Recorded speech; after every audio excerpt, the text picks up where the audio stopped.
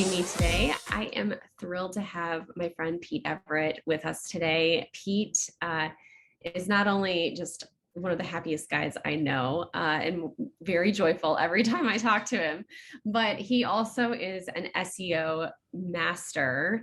And I've learned a lot from him from being in a mastermind together and just observing just a lot of his content at large. But I'm hoping that from today's episode that anyone listening here today will as well. So Pete, thanks for joining us.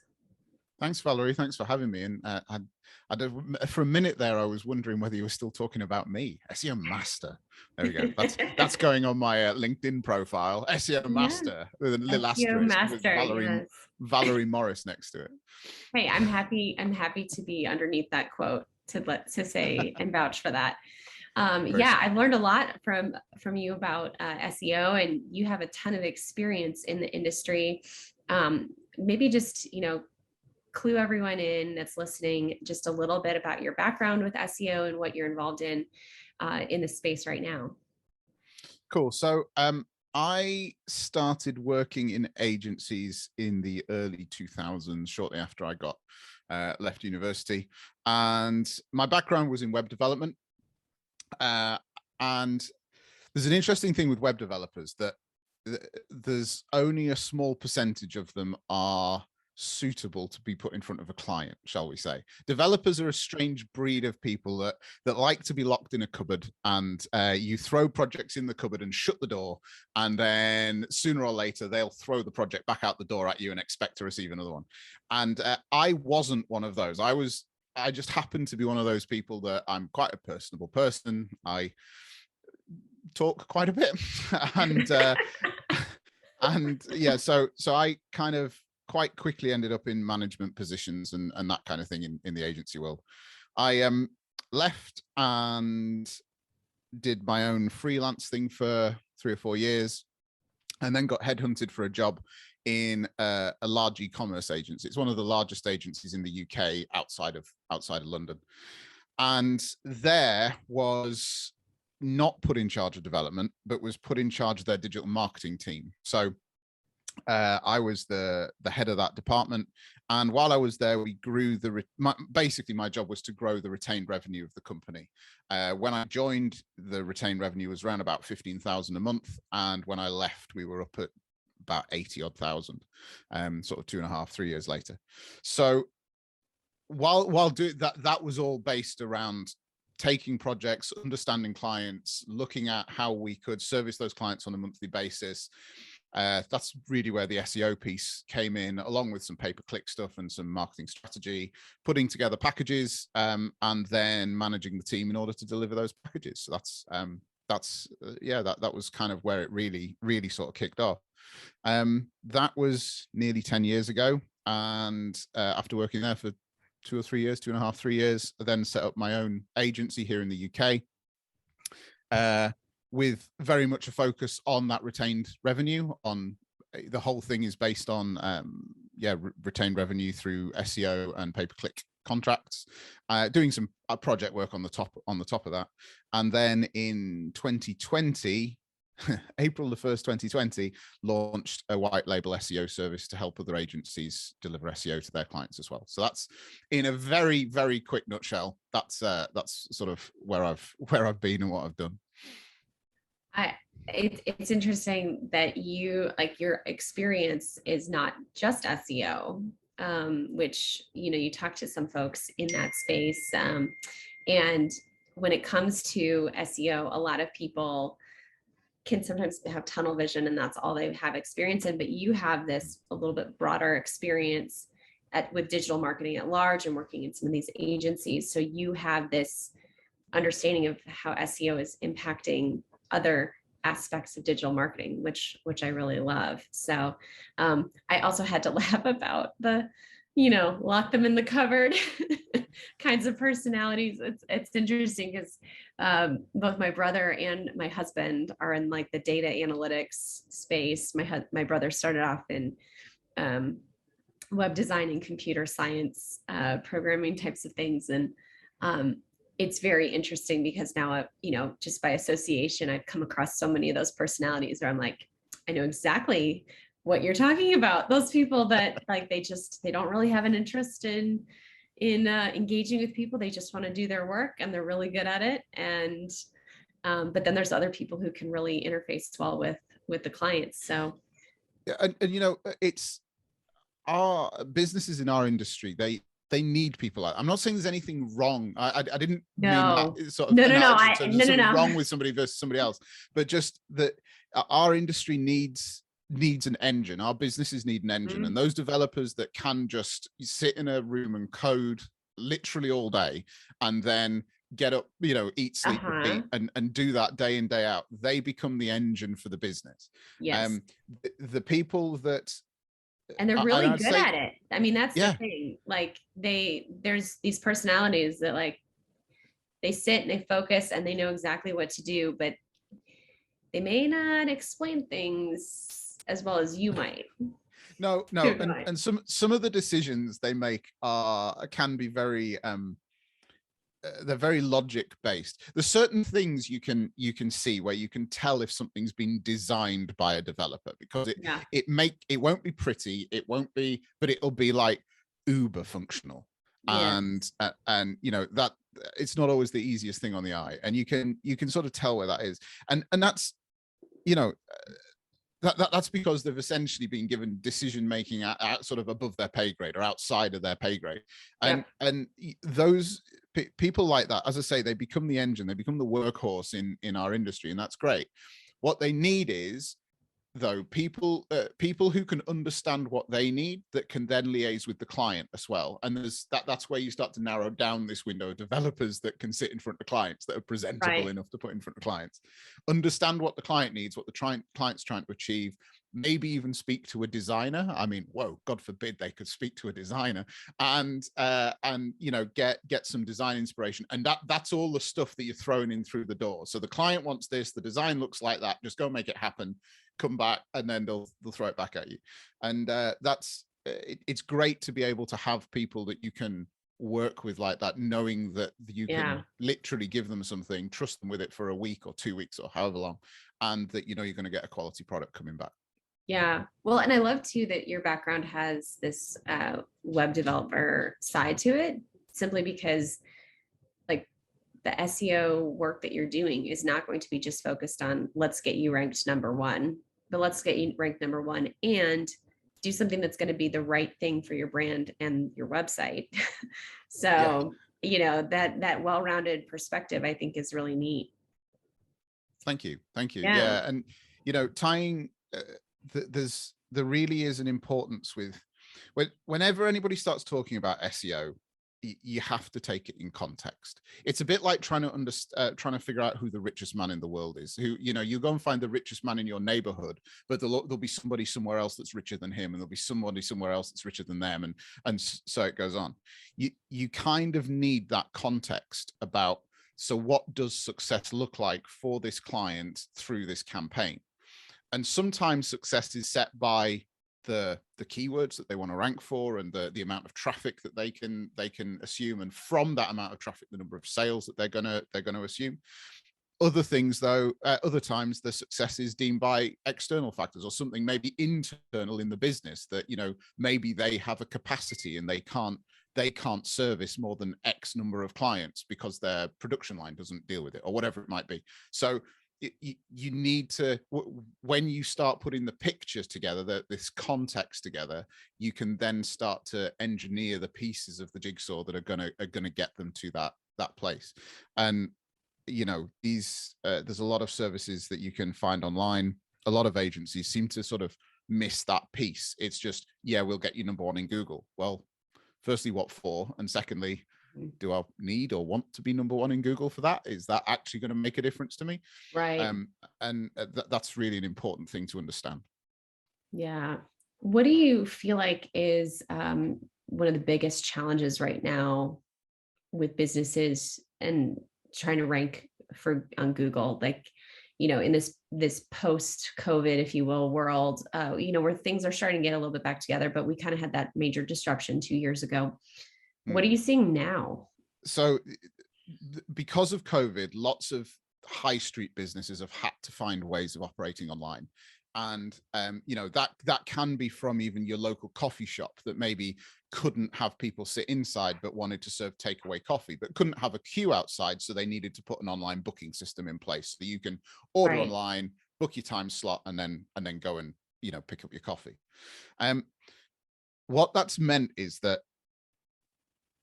whereas before SEO was very much around either purely online based businesses or service based businesses so that they could be found, you now have this groundswell of high street businesses that are also starting to have these conversations, but they don't necessarily have the same budget.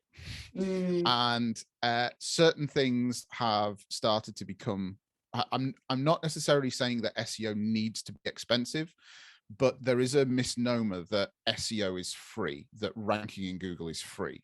Mm-hmm. Essentially, you pay to be in the search engines. You either pay by paying Google for ads to appear at the top, or you pay in terms of time and effort to get Right. your website ranking on the page underneath those ads. And how you achieve that then means certain things have maybe become a little bit more commoditized. Is that a word? Have become a bit more of a commodity. Yeah. Versus versus other things which just get swept under the carpet. There's always been a need to try and get SEO to work quickly for you, and the reality is that you're playing a game where the rules are set by Google and Bing and places like that, Mm-hmm. and ultimately you're trying to play a game in the rules, and those rules aren't always fast. Yeah. So yeah, they're the biggest challenges we're coming across at the moment, I think. If you were to talk to somebody who is pretty brand new, I was talking to somebody this last week who they really are starting with a blank slate, Mm-hmm. brand new business. What advice would you give somebody who is just starting off and wants to get their business on a good, maybe they're not ready to stress about ranking for number one yet, Mm-hmm. but they want to do things that are going to help them for the long run? What would you tell them?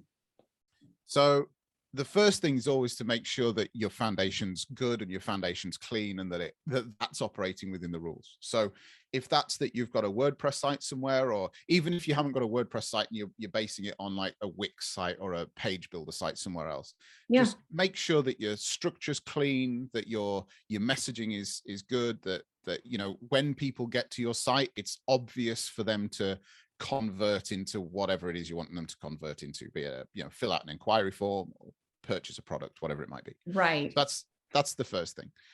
The second thing is don't try and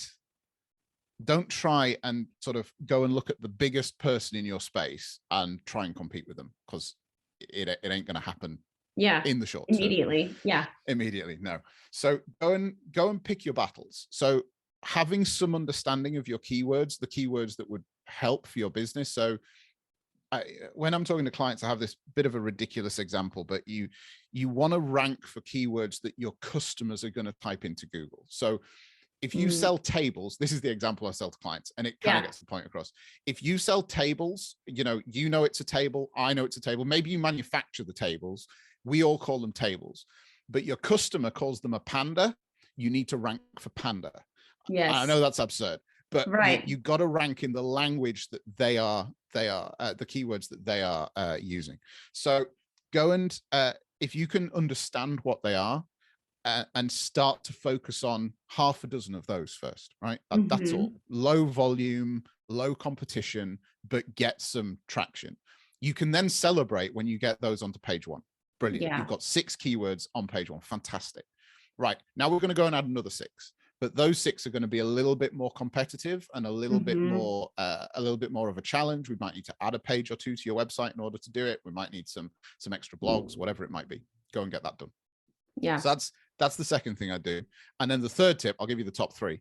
The third tip is go and make sure you, I won't keep on going. This won't be like an hour and a half. You know, point 57 is no, this is really like, you're giving really great, like very applicable information. And I know, because I've talked to so many new businesses, that what you're saying right now, like if you're new to business, like pay attention, take notes to what Pete's saying. So the third thing to go and do is go and set up your Google business profile. used to be called Google My Business, now called Google Business Profile. Make sure that all of your core information is correct. Your opening hours, your contact information, the areas that there's a thing called service areas. This thing's really key. I had a client this week that wanted to know why he wasn't getting inquiries from London. And when we looked into his Google Business Profile, he only declared Bristol and Birmingham as the two places that he did business. It's like, well, you're telling Google you only work over there, so why would they show you here? Right. Go and make sure all of that's set up correctly. And then, and this is the bit that people don't do, when you then generate content on your website, so that might be a new product line, it might be a new service page, it might be a new blog post, whatever, go and post that on you can add posts to your Google Business Profile. Right. Go and set a post on your business profile of a link to that page. And that you're essentially spoon feeding Google then to say, hey, I've just created a new piece of content and here it is. Yeah. And get into the habit of posting stuff. Nobody in their right mind will actually go and read a link off your Google Business Profile posts. They just don't. It's just for Google. It's just for Google. And while I'm talking about business profile, if you can get some customers to leave you some reviews, that's always going to help as well. Yeah, that's wonderful. Okay, so that was actually like 4 little tips there. Yeah, a little bonus one in at the end. Yeah, a bonus one. It's amazing. I actually was talking to somebody 2 days ago, and we were talking about their competitors, and we went over to Google and we looked, and we were saying, all right, this carpet cleaning company has 268 5-star reviews. This other one has 40, and they're a mix of 4 and 5-star.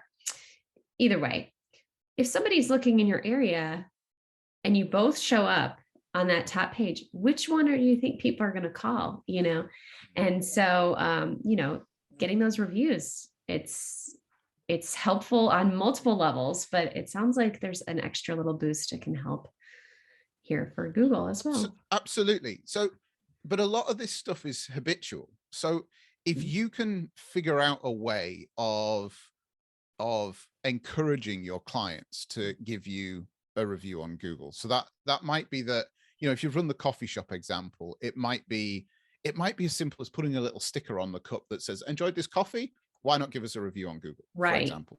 Or it could be, if you're an e-commerce shop or a service business, sending somebody an email when that product has been delivered, 5 days after delivery, to say, how are you getting on with the product? Is there anything we can help with? If you're enjoying it, please go and give us a review on Google, and click through that way. We went on a skiing holiday in February, and my kids went into ski school, and the ski school is basically done through freelance instructors. Okay. And the instructor at the end of the lesson said to us, the kids have done absolutely great, that we've been down this run, that run, the other run, we're working on this. I've absolutely loved working with them, and I'd really like it if you leave me a Google review. So even a freelance ski instructor was looking for Google reviews, and I went and did it. I went and did it. Yeah. So just however you can, if you can make it feel natural, if it's just something that you go and do, then the reality is some of your customers will then go and leave those reviews. Right. And whereas if you don't ask, you don't get. Right. So. Yeah. One of my friends here, he actually lives here in Colorado, but he's big into YouTube, and he has a book and all this. And I can't remember if it was specifically around reviews or if it was just like to go buy his book. But he has 2 giant quintessential poodles. I mean, it's just like so bizarre. Like you wouldn't expect this guy to have poodles, but he has poodles. And he had his poodles in a photo shoot with him. And so there's this picture of like him and his poodles, and it's this really cool photo. And he's like, do this and help feed a poodle. And I just thought, wow, like that's so fun. Of course, I'm going to go leave a review if somebody leaves like some sort of, personalized connection as to like, hey, this review actually does help, Yeah. So yeah, absolutely. Get creative and have fun with it. And definitely. If you have poodles, leverage those poodles. leverage the poodle. There's a sentence I didn't think I'd say today.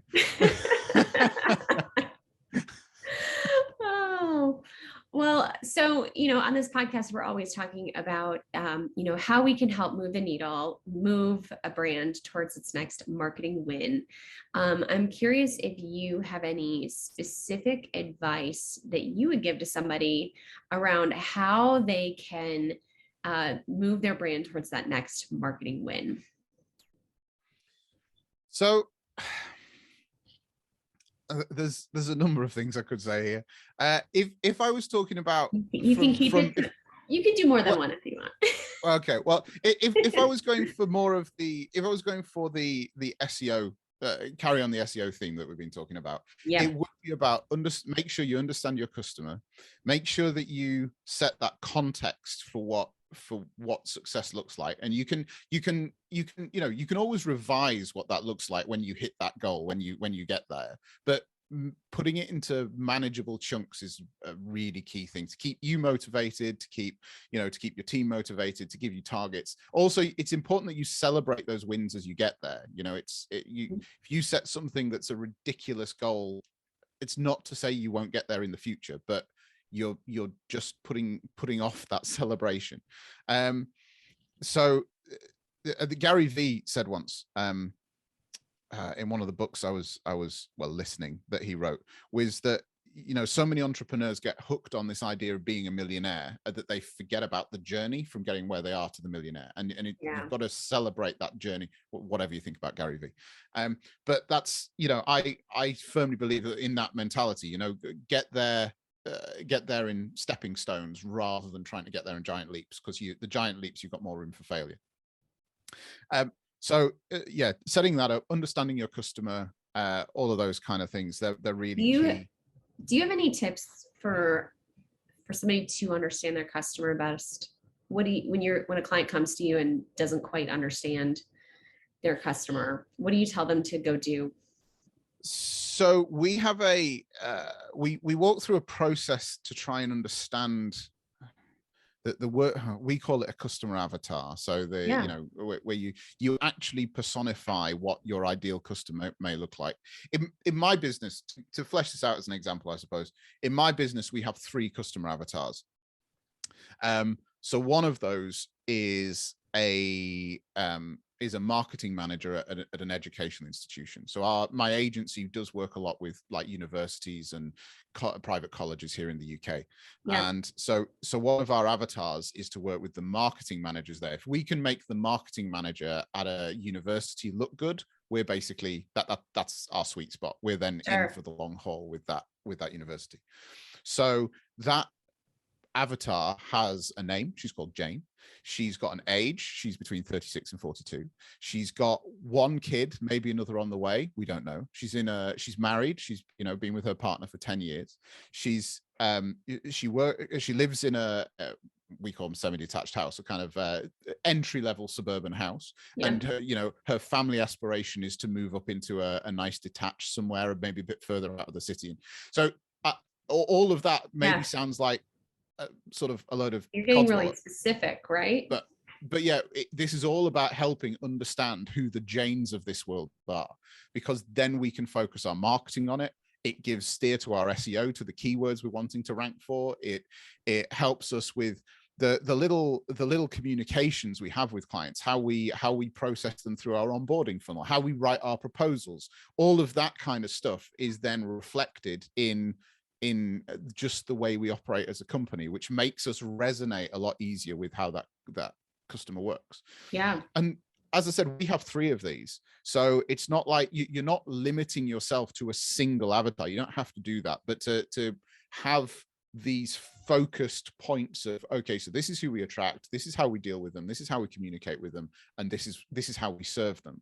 And if by focusing that way, you can get rid of a load of the noise and a load of the crap around the outside that just gets in the way of that focus. So that's essentially how we do it. That's great. That's wonderful. All right. Did you have another takeaway you wanted to share? I think I might have cut you off earlier. No, it's fine. The final thing I was going to say was that, is to quantify some of this stuff. Maybe this is just because I'm a numbers guy. I work with data. It never lies. it also helps take some of the emotion out of running a business, because the hardest business to advise on is always your own. Yeah. So try and get the data to make decisions for you. That, the number of companies we work with where they might keep, inquiries on a list in the office, and then somebody might ring them back if they have some time on a Thursday afternoon or whatever it might be. That's not a quantifiable way of running a business. So have the systems in place. There's hundreds of pieces of software, be them free, be it, Google Sheets or something like that. Just have a process in place where you can quantify this stuff. And as the business owner, you can very easily get an overview as to how the business is going, how many leads you've got coming through, where they are in your quote process, how many cups of coffee you sold last week, whatever it might be. Yep. Have the numbers so that, and look at them at least every week, so that you are never a million miles away from a celebration if things are going well, but you're also never a million miles away from course correcting if something starts drifting a little bit. That would be my sort of take. I love it. I love that. Celebrating or course correcting.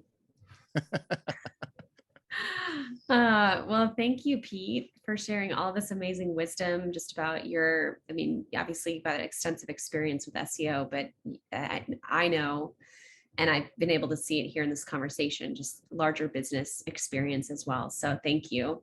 If people want to learn more or get more from you, where can they go? So the easiest place to find me is probably on Facebook or LinkedIn. I have profiles on both of those. My SEO company is called SEO Hive. You can form there, seohive.co. And my agency is called SEO. It's based in the UK, but to be honest, we have some staff members that monitor that one, so maybe don't go that way to find me. I also have a podcast at Retain FM, so if you want to Google Retain FM, you'll find me that way too. Wonderful. Well, thanks, Pete. Thanks for joining us, and thanks for sharing such amazing wisdom today. It's been a pleasure to be here. Thanks for having me.